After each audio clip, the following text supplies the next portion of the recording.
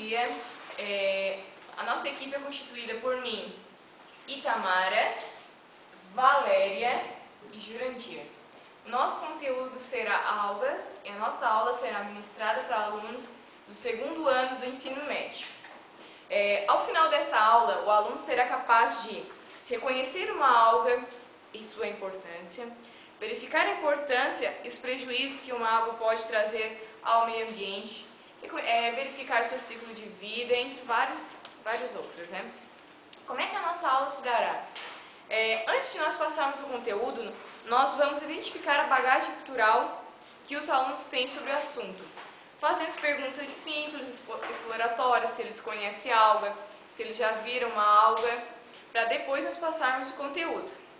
E o conteúdo será ministrado pelo professor Jurandir. Vamos lá? Vamos lá.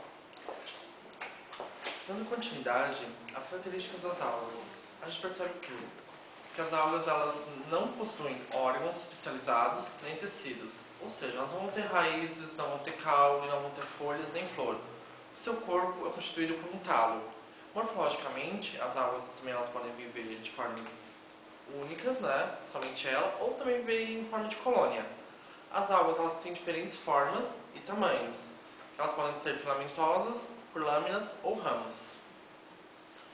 Como elas vivem? Elas podem viver em lugares fixos, que são no fundo de mares, em rochas, em cima de troncos, pedras, em lagoas, ou elas podem viver de formas flutuantes, que são em cima das águas.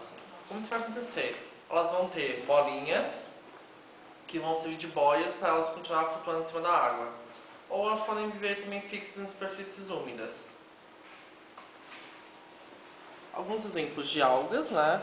Fixas, é claro, em fundos de mares, ó. E aqui em cima de uma rocha.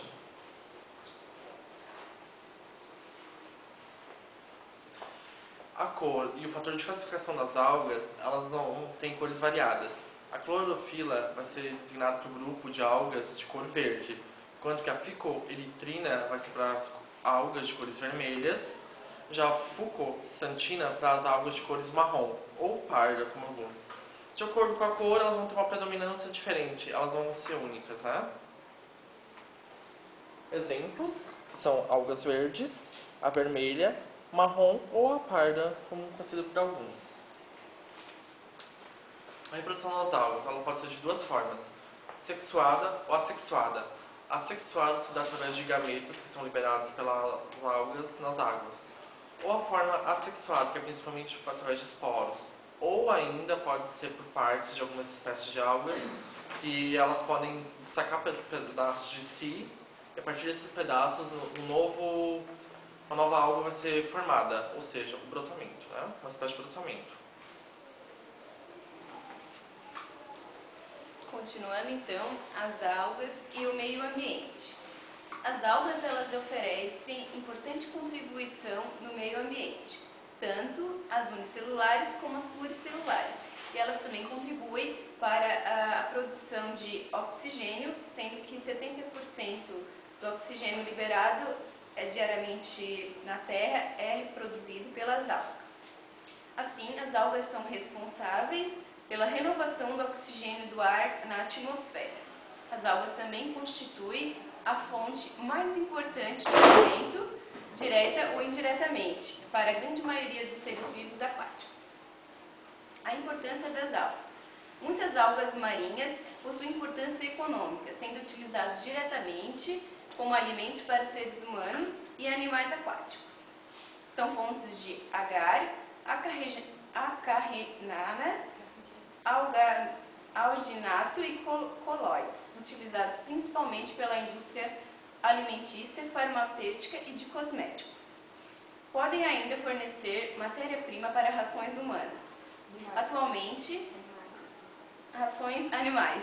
Atualmente, pesquisas estão sendo realizadas para utilizar as algas como biocombustível, mas em virtude ela está sendo inviável economicamente.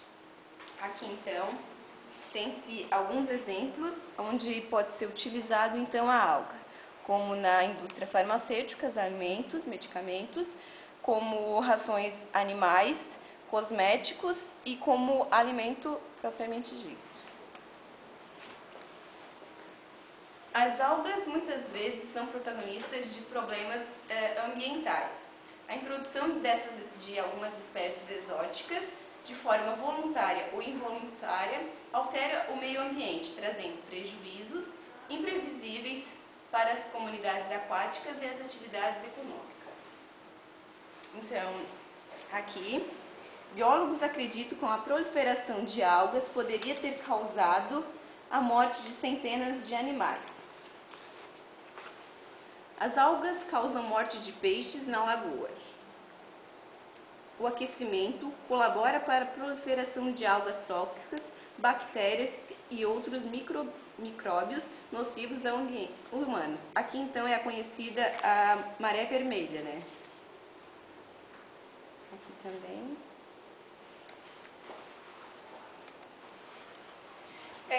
Então, terminado a explicação do conteúdo, nós vamos deixar a nossa aula, será liberado alguns minutos para tirar de dúvidas, sanar possíveis dúvidas que os alunos vierem a ter, né?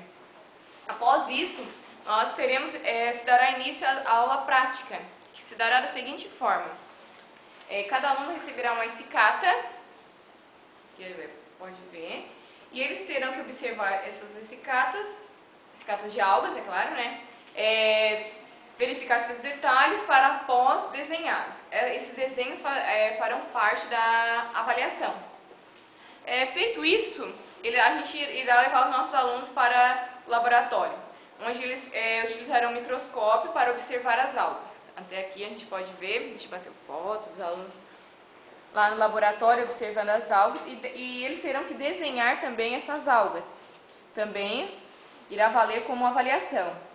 Para finalizar o conteúdo, a gente fará um jogo didático, que se dará da seguinte forma: a gente dividirá turmas em equipes de mais ou menos 4 alunos cada um. Cada equipe terá que formar 15 perguntas com respostas e entregar para o professor. O professor irá corrigir as perguntas, as respostas e irá devolver para os alunos. Cada equipe terá início a começar uma vez. Digamos, começou com a equipe A. A equipe A escolherá uma equipe para responder a sua pergunta. Escolheu a equipe B. A equipe A faz a pergunta. Feita a pergunta A, a equipe B terá que responder. Caso ela responda, a equipe B ganhará 10 pontos. Se não responder, quem ganha ponto é a equipe A. E assim se dará. É um jogo de perguntas e respostas. Então, como forma de avaliação, será utilizado os desenhos que os alunos vão produzir tanto no laboratório como das escatas, os jogos, a participação deles durante todo o procedimento, durante todo o processo da aula, perguntas, durante os questionamentos e também durante a participação no jogo. E principalmente o interesse deles no desenvolvimento das atividades propostas por nossos professores. Era isso então, muito obrigada.